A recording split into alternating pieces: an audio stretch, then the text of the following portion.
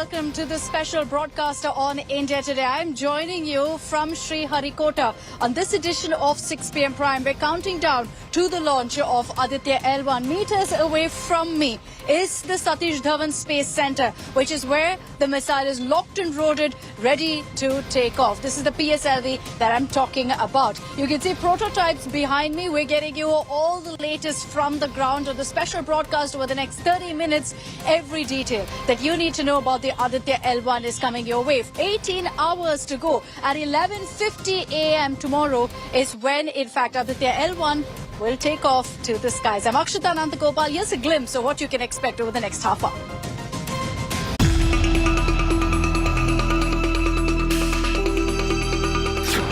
India's first ever solar mission. A mission to unlock mystery of the sun. Aditya L1 to blast off tomorrow. In 18 hours, lift off from Sriharikota.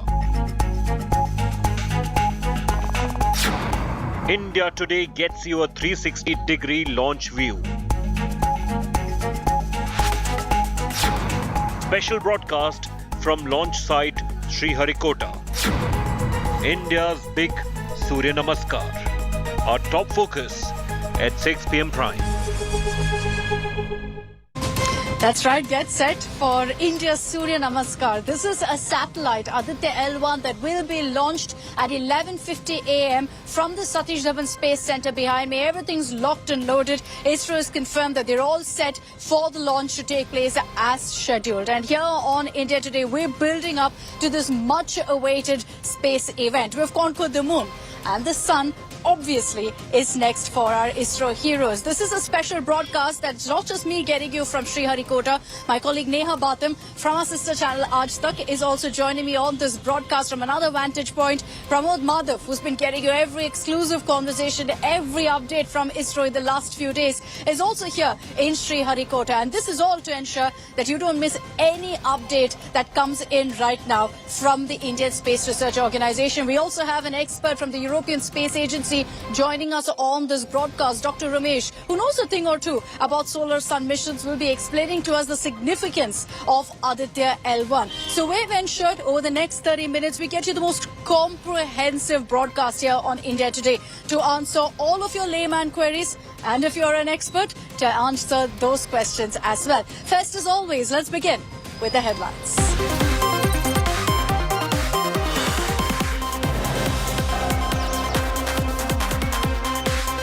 Team India sets ball rolling for elections, forms 13-member coordination panel, opposition bloc to also finalize state-wise seat-sharing formula in states immediately.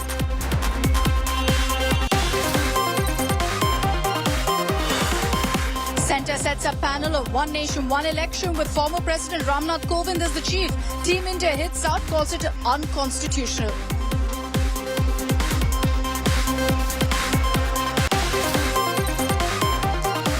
Youth shot dead at Union Minister Kaushal Kishore's Lucknow residence. Murder weapon recovered allegedly belongs to the minister's son.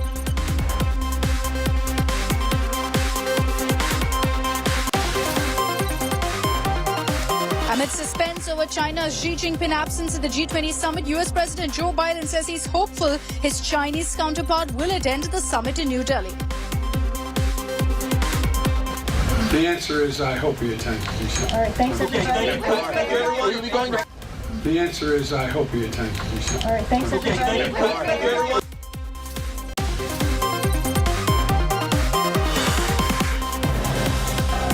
India's golden boy Neeraj Chopra clinches silver at the Zurich Diamond League, misses out on top spot by just 0.15 meters.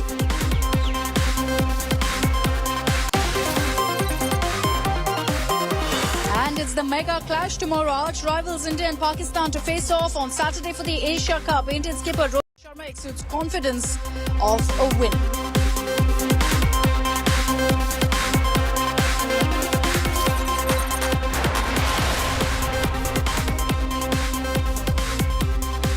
So I'm standing outside the Satish Dhawan Space Center. The last time around when we were giving you and getting you all the details on Chandrayaan 3, I was in Bengaluru because that's where the tracking center is, that's where the headquarters is. Behind me, this is in Sriharikota, and I'll just show you what's happening here. This is the Satish Dhawan Space Center. It's from here that all of your launches take place, whether it's, satellites like Aditya L1, whether it's missions like Chandrayaan 3 and all of those spacecraft. All of those happen from here because of the massive area, the land that ISRO has in this particular center, the Satish Dhawan Space Center. Security has been beefed up, which we'll get Pramod to explain to you in just a bit. You can see a lot of people, not just locals, but interestingly, I've been seeing a lot of tourists come here also to click pictures, click selfies from the Satish Dhawan Space Center. And that's how epic space really has become for every Indian. They recognize and it resonates with them. Space tech, space reform and India's space journey. And all of that is courtesy what our ISRO heroes have accomplished. They've given us many reasons to celebrate. Tomorrow will be another one. It's a big day for space. It's a big day for sport. And it's amazing to see that Indians today are celebrating both in equal measure. Tomorrow, 11:50 a.m. is when Aditya L1 will be launched. I'll be one of the lucky few who will be able to witness it live, but I promise to get you all the action from the ground as well. But what really is Aditya L1 about? Why is ISRO putting its focus on the sun? Let me first get you the latest report about what's happening and the latest reaction from ISRO Chief Dr. Somnath.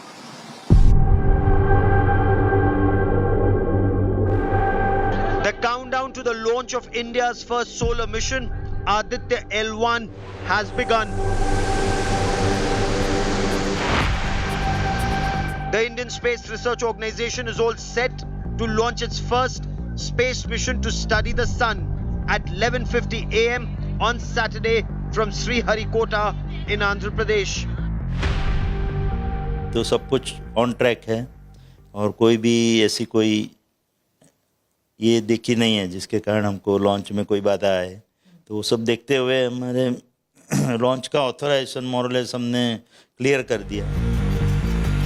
Aditya L1 is designed to provide remote observation of the solar corona and in situ observation of the solar winds at L1 or the Sun-Earth Lagrange point 1, which is about 1.5 million kilometers from Earth. Not only will the Aditya L1 ISRO study the sun's atmosphere and its interaction with solar winds, but it also aims to look into the super high temperature of the solar corona and the dynamics of the solar system. Additionally, Aditya L1 will observe solar temperatures, non-uniformity, along with looking at the main drivers of space weather. Just ahead of the launch, ISRO Chief S. Somnath visited the Sri Chengalamma Parmeshwari temple and prayed for the success of the mission. Next launch is this one, Aditya L1. What is next launch? Another one. After that launch is Gaganyaan launch. Gaganyaan launch will be a test vehicle launch. So it is getting ready. So that will happen mostly by October, first or second week. जी हाँ, अब हम fine breaking veg के एकदम करीब आ चुके हैं. हाँ, तालियों के. On the 23rd of August, India became the first country to land a spacecraft close to the lunar south pole. For ISRO, the solar mission success would be another feather in India's cap. Bureau Report, India Today.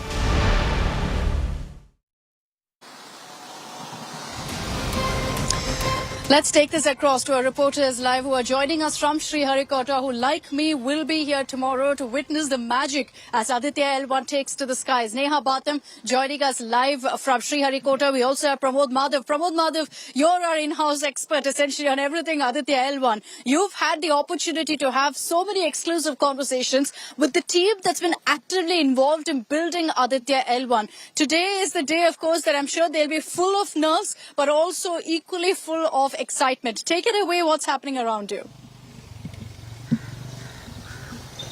It absolutely is, Akshita. Like, in fact, just like you mentioned, we could simply show you the rockets that actually would carry the spacecraft. We have the GSLV, GSLV-2, and also the PSLV on the right side. That's the one. That's the rocket. In fact, we could call it as the XL version because it's going to have 4 stages: one solid, one liquid, another solid, and another liquid stage. And on top of that, inside the heat shield, you would have the Aditya L1. And for the scientific community itself, it's a very big deal because this particular satellite, the spacecraft, is going to actually cruise up to 1.5 million kilometers, which is the distance 1% between the Earth and the Sun. And the very interesting aspect here is that this time, instead of actually orbiting any kind of space object, be it like a moon or a kind of like a planet, this time we are actually going to go around an imaginary point called as the Lagrange point. And this is a point where the actual gravitation force of the Sun and the Earth will be almost having the same kind of power, which will actually hold the satellite at that location. In fact, we are not going to go to the exact Lagrange point, but we are going to be there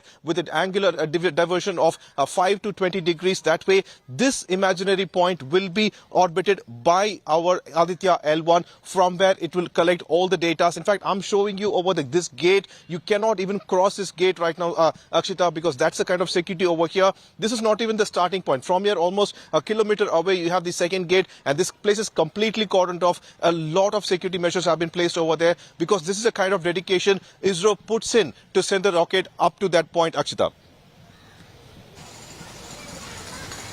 I wish we could go in, Prabodh. We tried hard. We have our passes with us, but those passes are valid only for tomorrow. We tried hard to get in, but we were told very clearly, no, this is a high security location, which we completely understand, right? They're getting set for this big launch. Tomorrow we'll be inside, so we'll be getting you a much closer view of that launch pad. Everything's primed, everything is ready. I want to take this across to Neha Batam also, who shares my excitement because Neha, like me, has flown down from Delhi for this historic moment, is going to be one of the lucky few to witness the launch of Aditya L1. What's got you particularly excited about this mission, Neha? Everything about it, Akshita, and right from the time when the countdown began at 12:10 this afternoon until the time we wait for the watches to go past 11:50 tomorrow morning, everything is going to get us the excitement, the euphoria, which we witnessed for Chandrayaan 3 as well, because this mission is very special for India. Before this, only NASA and the European Space Mission could be able to get closer to the sun through their solar missions. In fact, Aditya L1 was mentioned by the Prime Minister in his speech once the Chandrayaan 3 landed, and you remember how ecstatic he was. And in a similar manner, we are also very excited. It has 7 payloads, in fact, which will gather a lot of information about the sun, like the solar emissions, the solar temperature, the entire atmosphere around the sun, because it's about 15 lakh kilometers away from the Earth that this Aditya L1 mission is going to be placed. And also the fact that it is made with an estimated cost of 400 crores, which is like a huge sum. And it also indicates the fact how much India is investing in its solar missions or its moon missions. And both were, in fact, if I'm not wrong, about 10 days apart. So it was the right time for the launch, and we witnessed how in the morning all these scientists along with Mr. Somnath went to the temple and prayed for its success with a miniature of the Aditya L1 mission, the entire spacecraft.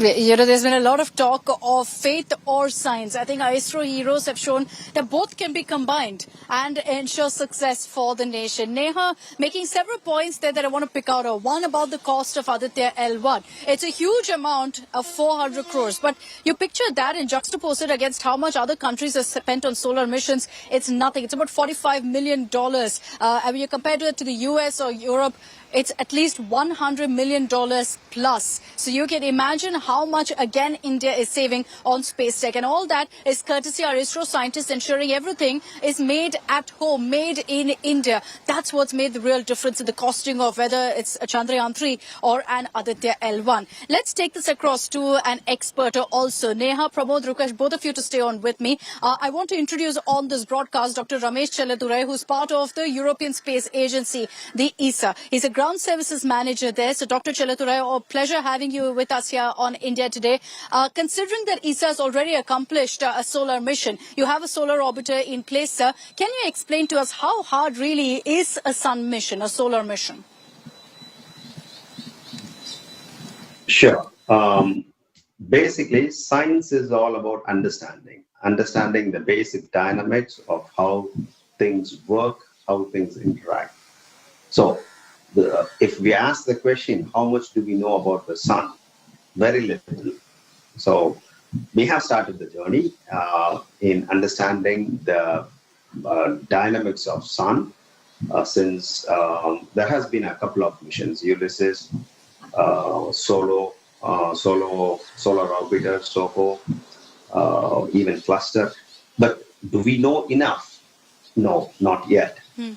So any mission which is going to study the sun and the way how it is behaving would be really beneficial for the scientific community. We might have some new understandings about the sun, and there is a lot to learn about the way how sun acts and behaves.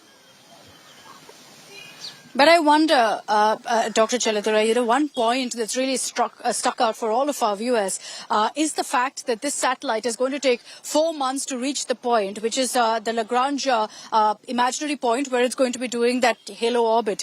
1.5 million kilometers. Is that the hardest part, the distance to cover over 4 months?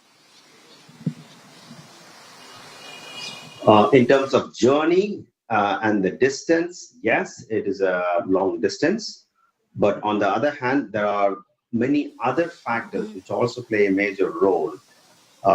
For example, positioning the spacecraft in its final N1 orbit, it's one of the hardest part as well. We call it as station keeping maneuvers, which will have to be done regularly in order to keep the spacecraft in its position. So, looking at the whole thing as someone who is into spacecraft operations, I would say there are many other challenges as well. And traveling to a farther distance like L1, yes, it is also one of the important challenges which we will have to face. From what you're telling us, clearly this is a difficult mission. And the fact that ISRO is pulling this off is amazing. It's an amazing feat because, again, we join a very elite space league. From the details that we have right now, Dr. Chaladurai, of the many payloads on board Aditya L1 to, track the magnetic field, to track the solar particles, to track solar flares and how it affects Earth's temperature. What excites you the most about Aditya L1 and its payloads?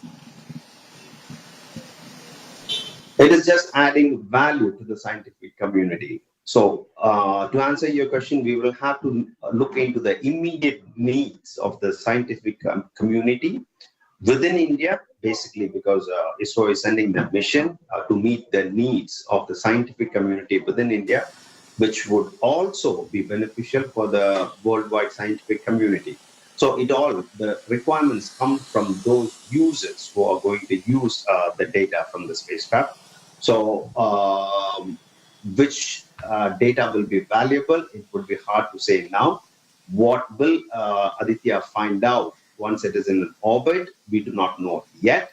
It is a long way to go. We still have some more months to wait for. But based on the valuable data it brings, the scientific community will have to make this final statement on this declaration. Okay, and my final question to you, Dr. Chaladurai, is something our viewers have been asking a lot. Why is it that ISRO has zeroed in on the sun after the moon? Why is it crucial to kind of research and study the sun in this manner? Why is it that ISRO and NASA also have invested in these kind of satellites? It is important. When we look at the scope of the space activities which has been carried out in the past by ISRO, of course, all the space missions will be of value to the Indian community. Now that we have landed on the surface of the moon, and The next steps would be, one can imagine that it would be sending humans, or talking about the Gaganyaan mission. There will be a huge impact on the humans one day if we plan to go to the moon, or even send astronauts through the Gaganyaan mission, because the effects of radiation and the space weather can have a direct impact on these missions, either be it a future lunar program or be it a Gaganyaan. So it is essential that ISRO has a post out there in space to be able to capture what is going on in terms of the space weather, and convert that data for using it for the other missions. So that is point number one.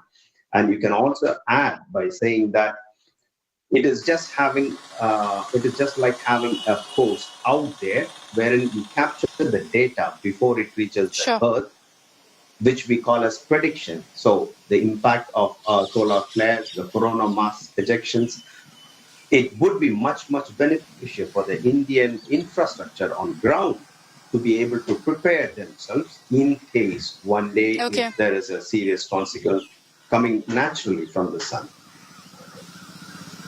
Very, very interesting details that you've given us, Dr. Chaladurai. Thank you very much for joining us here on India Today, and hopefully we'll reconnect with you once the launch is successful. Neha, Pramod and I are here in Sriharikota. We're going to be joined by my colleague Kumar Kunal as well tomorrow. And between the four of us, we promise to get you a 360-degree view of the launch, get you every single detail that you need to know about the Aditya L1 mission. Tomorrow is the India-Pakistan match. Tomorrow is also the launch of Aditya L1. And as I started off saying of this broadcast, we Indians now are equally interested and passionate about both space and science and sports.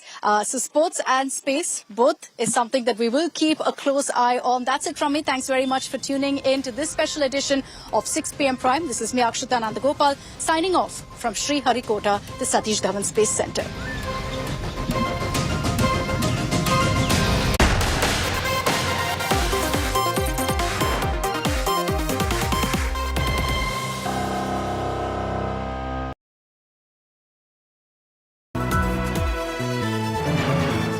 Once again, India Today wins Best Channel of the Year.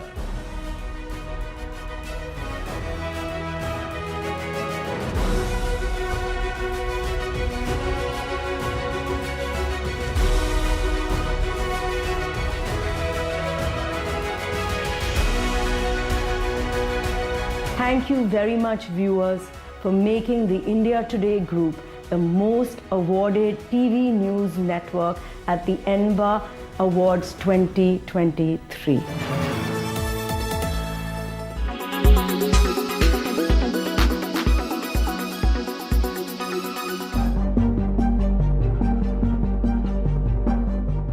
Sun keeps the solar system together, from the biggest planet Jupiter to the smallest particles in its orbit. 4.5 billion years old Sun is a hot glowing ball of hydrogen and helium. Sun can accommodate 1.3 million Earths.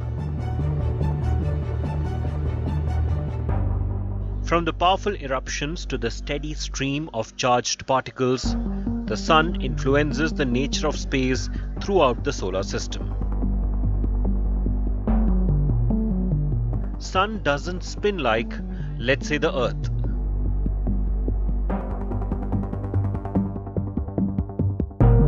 Sun is made up of super hot, electrically charged gas called plasma. This plasma rotates at different speeds on different parts of the Sun. At its equator, the Sun completes one rotation in 25 Earth days.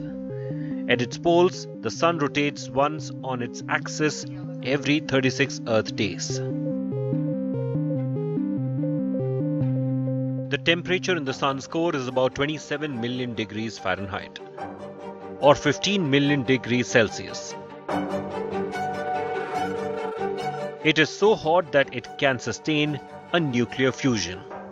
This creates outward pressure that supports the star's gigantic mass, keeping it from collapsing. Above the sun's surface are its thin chromosphere and the huge corona or the crown. This is where features such as solar prominences, flares and coronal mass ejections happen. Sun flares and coronal mass ejections are giant explosions of energy and particles that can reach Earth.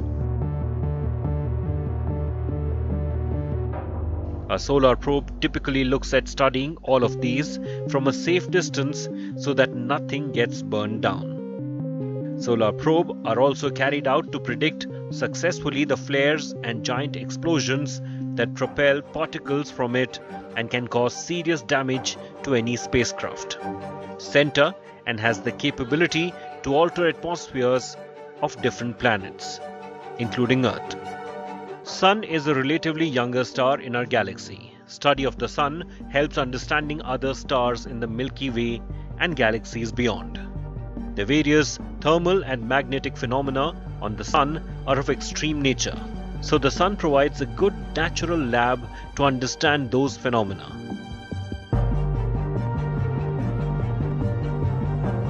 These otherwise cannot be directly studied in the lab.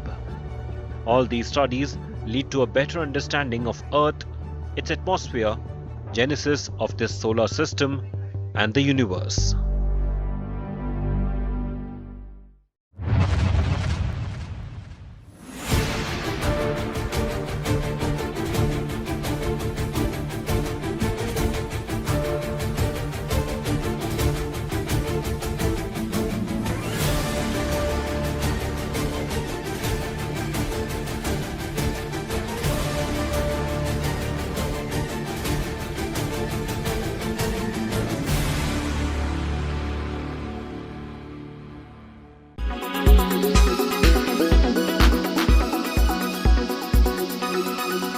Make your media plan smarter with India Today Live TV on your connected devices.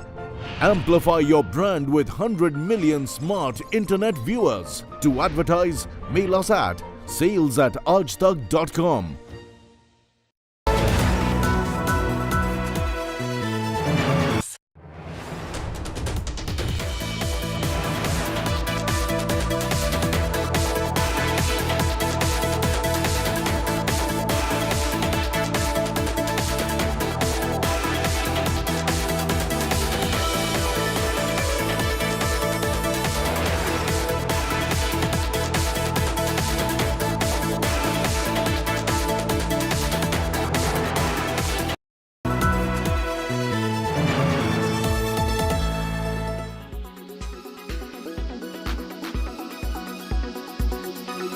Well, as you know, complex war games and military exercises take many weeks to plan and many weeks to execute. There are a lot of moving parts. There is a great deal of detailing that goes into putting together a military exercise of this scale. And the Trishul exercise, by all accounts, is going to be a pretty extensive exercise. As India Today's Manjeet Negi has reported, the Air Force is going to be deploying, almost all of its air assets, or at least airframes from all of its aircraft fleets at the border areas with China, whether it is Ladakh or J&K or Punjab or Himachal.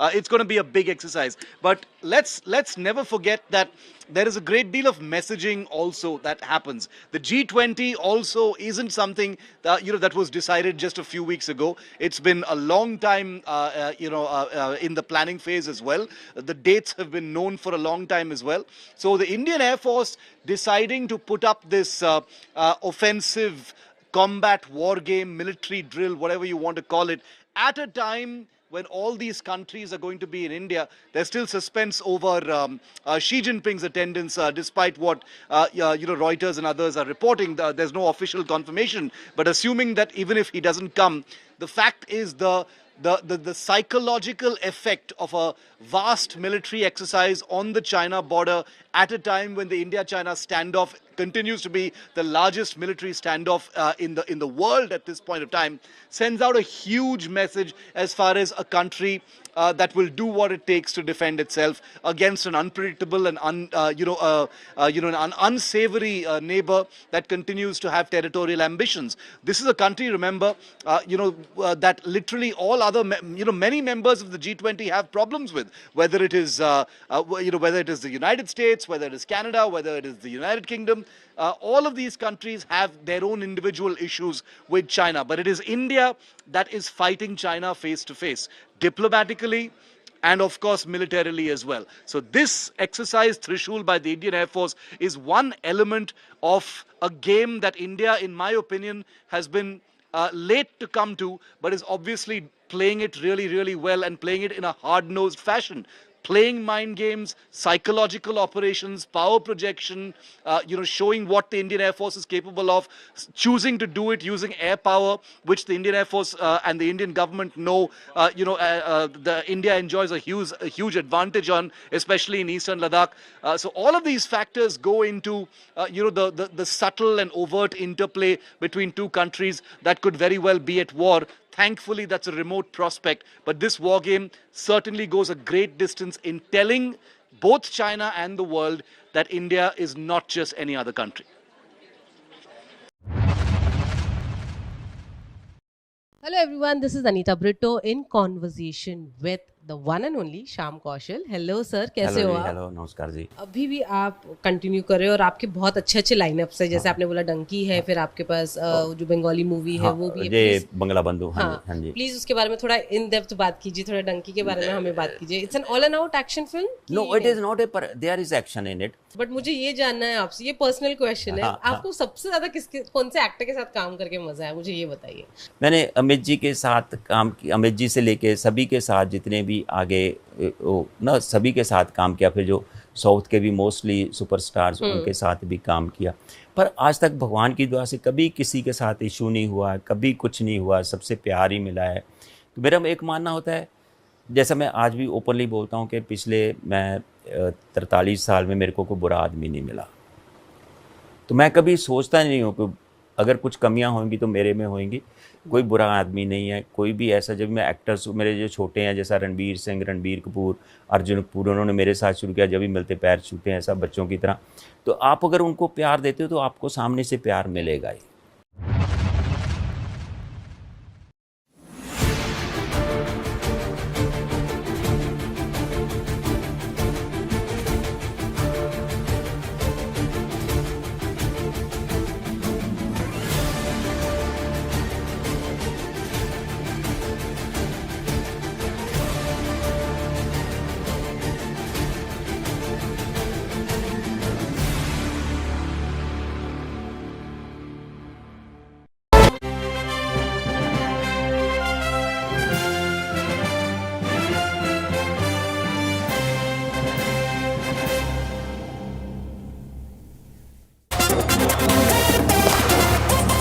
Hello and welcome to our special broadcast coming to you live from Sri Lanka, live from Palakele. This is where the big action is going to be in much less than 24 hours from now. This is match day -1, eve of India versus Pakistan. What you see behind me right now is the Indian team hard at work, hard at practice on the eve of that big game, making their last minute preparations under lights, because that's one thing that the Indian team really wanted to do, was practice under lights. It's going to be a day and night encounter. The big update from here is going to be regarding the weather, because a lot of talk about whether that game will be washed out or not. I'll give you all the latest updates when it comes to the weather, but first it's time to introduce the two experts that are joining us live on the program. Joining me live, Harbhajan Singh as well as Sunny Gavaskar, and we'll pick their brains as to what is the right combination that India must go with. How is it that the Indian batters can deal with some outstanding Pakistan pacers, because that is the big talking point right here in Palakele at the moment. But first, let's take a look at what the two captains had to say. Rohit Sharma, the Indian captain, came and spoke to the media. He was very measured in his press conference, saying that, we're not looking at it as just a high-pressure India-Pakistan game. We're here to play a tournament and our focus is on that. Babar Azam, on the other hand, said he enjoys India versus Pakistan. He enjoys the fact that fans wait for this game. Like the fans, he and his team are also waiting for this game. They want to play this game. And very interestingly, he mentioned that his team might have a slight advantage considering they've played a lot of cricket leading up to the Asia Cup right here in Sri Lanka. Let's listen in to the two captains on the eve of the match. What have you got, Nawaz? Ashwin goes off! The two fiercest rivals played out a game of a lifetime the last time they went head-to-head. Fast forward to 2023 and the two teams meet again. This game was gone. Virat Kohli pulled it back. What a champion. This time for continental bragging rights. While Pakistan go into the match on the back of a big win in the tournament opener, India will be playing their first match. In a World Cup year, the stakes are high and both teams would want to make a statement. देखिए बहुत अच्छी team है पिछले कुछ सालों में उन्होंने बहुत अच्छा परफॉर्मेंस किया है चाहे T20 वर्ल्ड कप हो 50 ओवर फॉर्मेट हो कोई भी टीम ऐसे ही नंबर 1 नहीं बनती है मेहनत होता है उसके पीछे और आई एम श्योर कि पाकिस्तान टीम ने काफ़ी मेहनत किया है इसके पीछे और काफ़ी यूनिट जैसी टीम है अच्छा क्रिकेट खेल रही है तो हमारे लिए अच्छा चैलेंज होगा